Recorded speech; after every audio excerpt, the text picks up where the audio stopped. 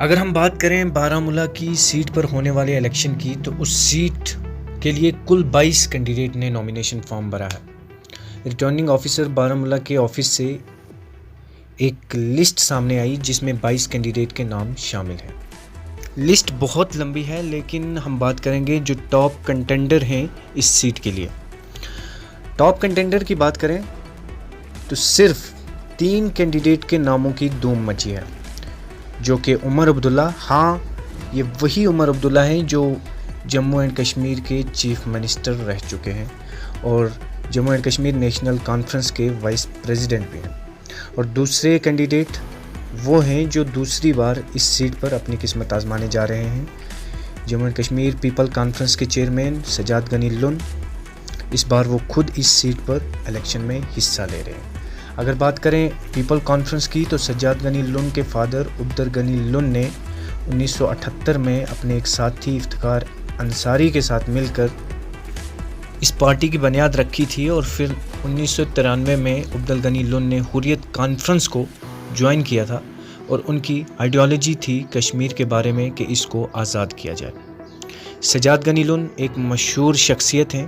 15 اگست 2015 کو خلیج time magazine نے ایک آرٹیکل چھاپا جس میں بتایا تھا یہ 6 انڈینز ہیں جنہوں نے اپنی اپنی فیلڈ میں چھاپ چھوڑی ہے، اپنی اپنی فیلڈ میں اچھا کام کیا ہے۔ اس آرٹیکل میں پولیٹیشین کی کیٹیگری میں سجاد غنی لون کا نام سامنے آیا تھا۔ اور اگر ہم بات کریں تیسرے کینڈیڈیٹ کی تو اس کینڈیڈیٹ کے چرچے نہ صرف کشمیر میں ہیں بلکہ پوری انڈیا میں ہو رہے ہیں۔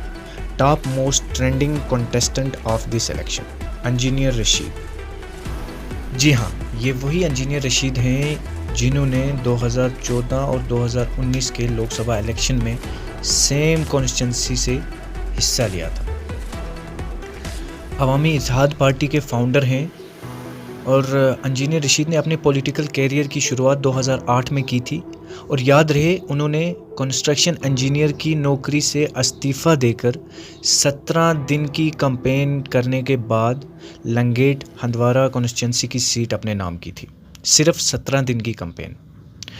انجینئر رشید کے نامینیشن سے پہلے یہاں صاف صاف مقابلہ این سی اور پی سی کے درمیان نظر آ رہا تھا، لیکن اس کے باوجود ایک بہت بڑی تعداد ووٹرز کی اس کنفیوژن میں تھی کہ ووٹ کس کو دیا جائے۔ انجینئر رشید کے نامینیشن کے بعد کافی لوگوں کو ایک نئی راہ، ایک نیا کینڈیڈیٹ سامنے نظر آیا۔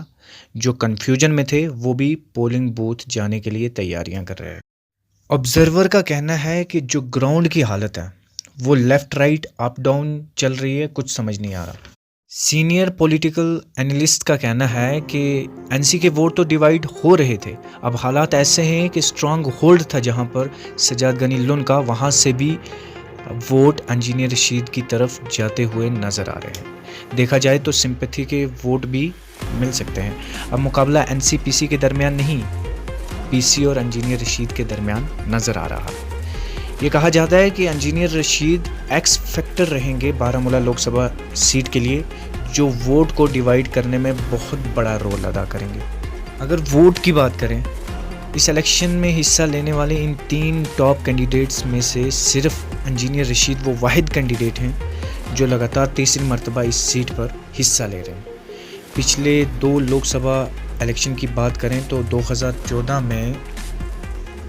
میں این سی نے سیکنڈ پوزیشن حاصل کی تھی اور تیسرے نمبر پر سجاد غنی لون کی پارٹی کے امیدوار سلام الدین بجاڑ تھے اور ان کے ساتھ ہی چوتھے نمبر پر انجینئر رشید بھی تھے۔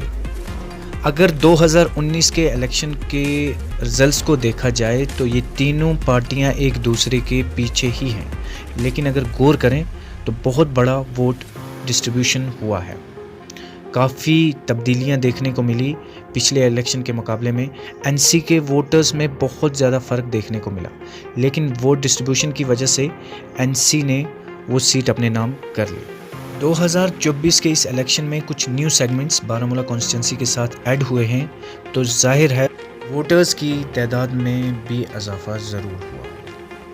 پریویس رزلٹ سے یہ صاف صاف نظر آتا ہے 2009 کے الیکشن کے بعد نیشنل کانفرنس کے ووٹ لگاتار ڈیوائیڈ ہوتے آ رہے ہیں اور اس کا ریزن آپ کے سامنے ہے، سجاد غنی لون اور انجینئر رشید۔ जो ग्राउंड की खबरें हैं उनसे हम सिर्फ अंदाज़ा लगा सकते हैं, बाकी वोटर्स पोलिंग वाले दिन किसको वोट डालते हैं ये हमें रिजल्ट्स वाले दिन ही पता चलेगा। लेकिन इस बात में कोई दो राय नहीं, इस बात को मानना पड़ेगा इंजीनियर रशीद के नॉमिनेशन और उसके कैंपेनर्स ने जो प्रेशर कुकर की सीटियां बजाई हैं, उन सीटियों की गूंज से, उन सीटियों की आवाज़ से लेफ़्ट राइट और अपोजिशन वालों का बीपी ब्लड प्रेशर तो ज़रूर हाई हुआ होगा।